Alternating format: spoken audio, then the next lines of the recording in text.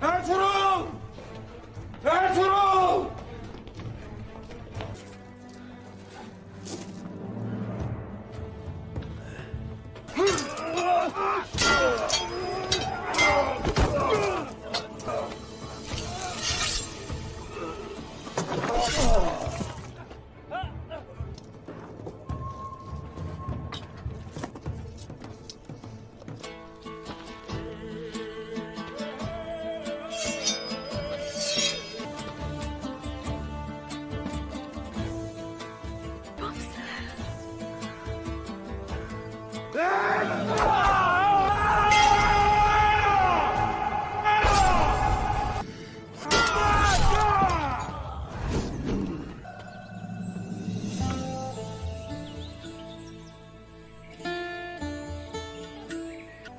Babası geleceğini biliyordum.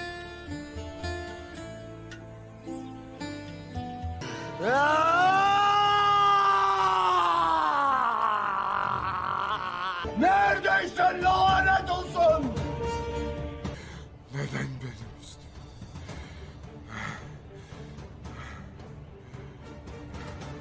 अस्सलाम वालेकुम नाजरीन। पिछली किश्त के एंड पे आपने देखा कि अर्तुरुल किले के कैद खाने मौजूद था और किले के सिपाहियों को मार रहा था, जबकि दोंदार ने हथकड़ी की चाबी हासिल कर ली थी।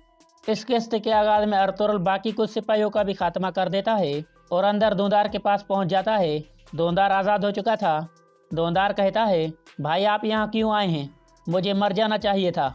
अर्तुरुल कहता है, तुम जानते हो कि हम अपने किसी आदमी को पीछे नहीं छोड़ते। दोंदार कहता है, मेरी वजह से इतने सिपाही शहीद हो गए हैं, मैं जिंदा रहने का हकदार नहीं हूँ। अर्तुरुल कहता है, ये इन बातों का वक्त नहीं है दोंदार, हम कबीले जाकर इस मामले को देख लेंगे।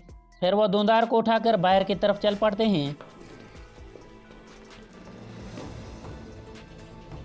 बाहर सैन में आलियार और अर्तुरुल के सिपाही किले के बाकी सिपाहियों को भी मुसलसल मारने में मसरूफ थे। कुछ देर की लड़ाई के बाद वो तमाम सिपाहियों को ख़त्म कर देते हैं। अंदर अर्तुरुल और उसके साथी दोंदार को लेकर आगे बढ़ रहे थे कि इतने में पीछे से कुछ सिपाही आ जाते हैं। अर्तुरुल कहता है, दुमरुल तुम दोंदार को यहाँ से ले जाओ, हम इनको देख लेते हैं। इसके बाद अर्तुरुल और तुर्गुत दोनों मिलकर उन सिपाहियों से लड़ने लगते हैं।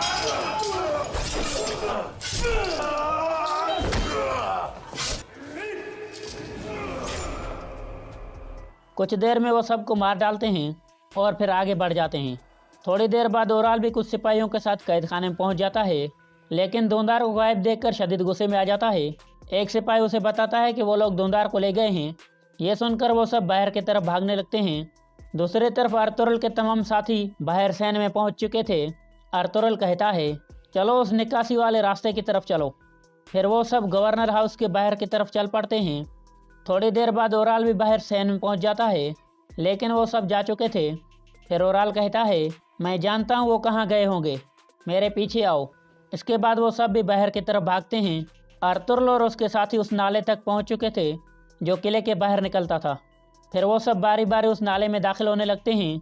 तुर्गुत अर्तुरुल को कहता है, अल्लाह करे कि बम से हेलिना को बाहिफाजत वहाँ से निकाल ले, फिर हम वसूलियस को किले में जिंदा दफन कर देंगे। अर्तुरुल कहता है, जब मैं अगली दफ़ा यहाँ आऊँगा तो अपना झंडा लहरा दूंगा और वसूलियस की लाश को किले की दीवारों के साथ लटका दूंगा।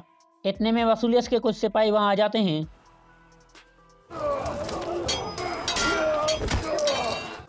थोड़ी देर की लड़ाई के बाद सबका खात्मा हो जाता है और फिर अर्तुरुल और उसके साथी भी नाले में दाखिल हो जाते हैं। रास्ते में आलियार कहता है, एक दफ़ा मैं अपने कबीले पहुंच जाऊं, मैं आजार और उसकी बेटी का सर उतार दूंगा।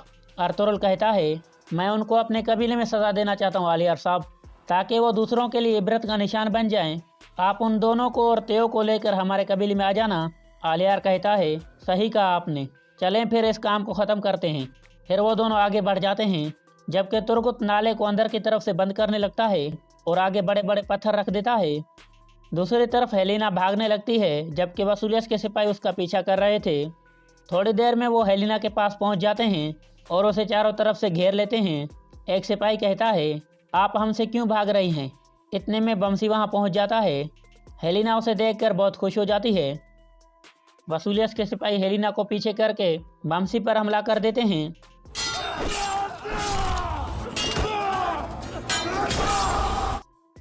इस तरह बमसी उन सबको ख़त्म कर देता है। फिर हेलिना भागकर बमसी के गले लग जाती है और कहती है, मैं जानती थी तुम ज़रूर आओगे बमसी। इसी दौरान एक सिपाही छुपकर ये सब देख रहा था। बमसी शर्माते हुए हेलिना को कहता है, ये क्या कर रही हैं आप, रुक जाएं। फिर बमसी कहता है, मैं आपको कैसे इन वेश्यों के हाथों में रहने दे सकता था।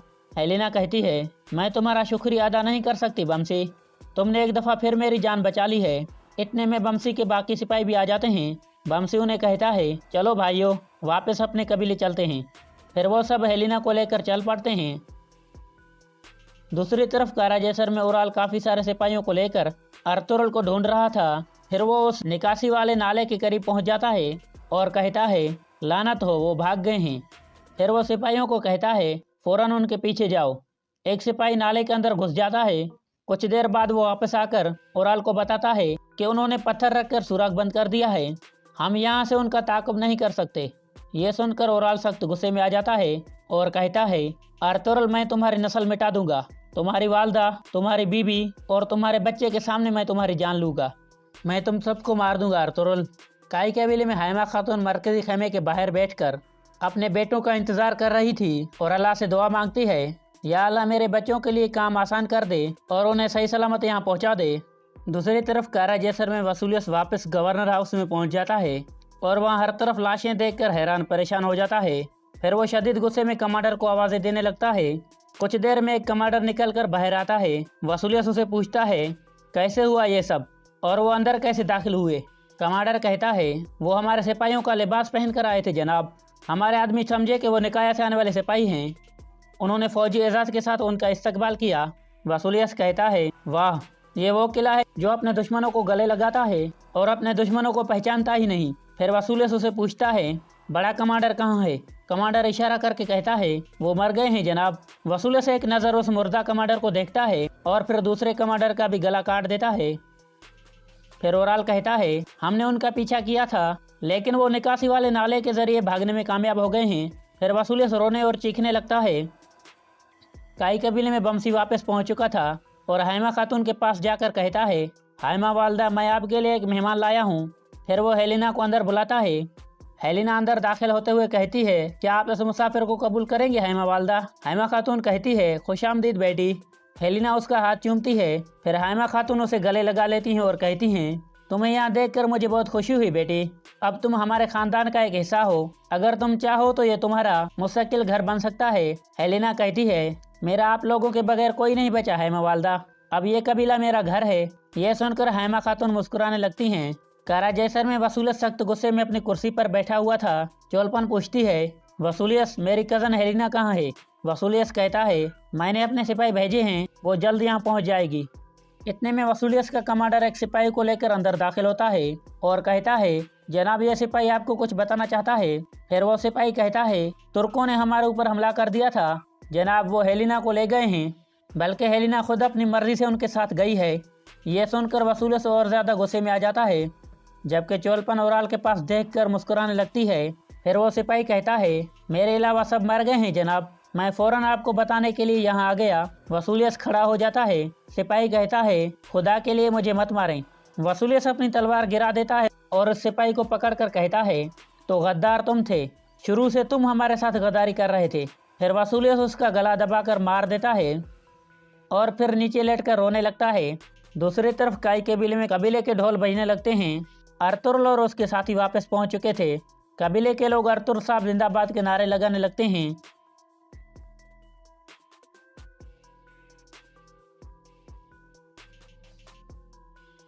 थोड़ी देर में हाइमा खातून वगैरह भी बाहर निकल आती हैं और उन सबको देखकर खुश हो जाती हैं। धुंधार घोड़े से उतरकर अपनी वालदा के पास आ जाता है और वो दोनों गले मिलते हैं। फिर हाइमा खातून अर्तुगरुल को कहती हैं, तुमने धुंधार को सही सलामत लाकर मुझे बहुत खुश कर दिया है बेटा।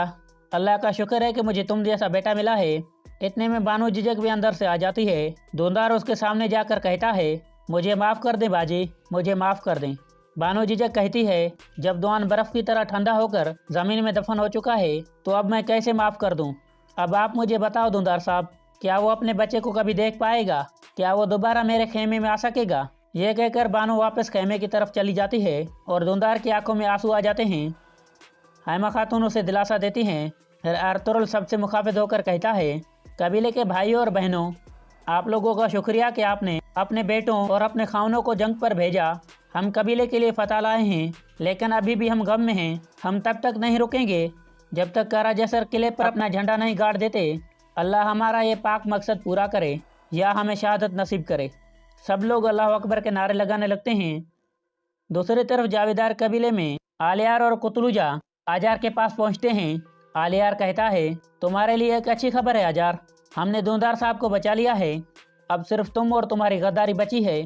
आजार कहता है, मैंने किसी के साथ गद्दारी नहीं की। आलियार कहता है, तुम्हारी बेटी एतराफ़ कर चुकी है। उसने हमें सब कुछ बता दिया है कि कैसे तुम दोनों ने मिलकर ये खेल खेला और कैसे तुमने फ़ौरन ओराल तक खबर पहुंचाई। आजार कहता है, ये झूठ है। गुनेली ने तशद्दुद से बचने के लिए ऐसा किया है। तुम जालिम इंसान हो आलियार। आलियार कहता है, कल तुम मर जाओगे आजार। फिर आलियार कुतलुजा को इशारा करता है। कुतलुजा आजार को मुक्का मार के बेहोश कर देता है और फिर आलियार बाहर निकल जाता है। काई केबिल में हाइमा खातून धुंधार के जख्मों पर मरहम लगा रही थी और कहती हैं, मेरे दोनों बेटे सही सलामत हैं, अब मैं सुकून से मर सकती हूँ। फिर वो धुंधार को कहती है, उन्होंने कितना तशद्दुद किया है तुम्हारे ऊपर बेटा। धुंधार कहता है, मैं इसका हकदार था वालदा, मैंने गलती की थी, मेरी वजह से दुआन चला गया है। मैं अपनी गलती की खिलाफी नहीं कर सकता। मैंने अपने भाई और भाभी की बात भी नहीं सुनी। इतने में बमसी हेलिना को लेकर वहाँ पहुँच जाता है। अर्तुगरुल कहता है, खुशामदीद हेलिना, आपको देखकर खुशी हुई। हेलिना कहती है, आपने मेरे लिए जो किया इसके लिए मैं आपकी बहुत शुक्रगुजार हूँ अर्तुगरुल साहब। अर्तुगरुल कहता है, आप हमारी अमानत थी हेलिना। हम आपको किसी ऐसे शख्स से शादी नहीं करने दे सकते थे जिससे आप नफरत करती हों। अब आप हमें बताएं, आप जहाँ जाना चाहो हम आपको ले जा सकते हैं। हेलिना कहती है, ये कबीला मुझे अपने घर जैसा महसूस हो रहा है। अगर आप इजाज़त दें तो मैं यहीं रहना चाहती हूँ। अर्तुगरुल मुस्कुराते हुए खड़ा हो जाता है और कहता है, अगर आप यही चाहती हैं तो अब से ये आपका कबीला है और आपका घर है। अब से आप मेरी बहन हो, मेरी वालदा आपकी वालदा हैं और हलीमा को अपनी बहन समझो।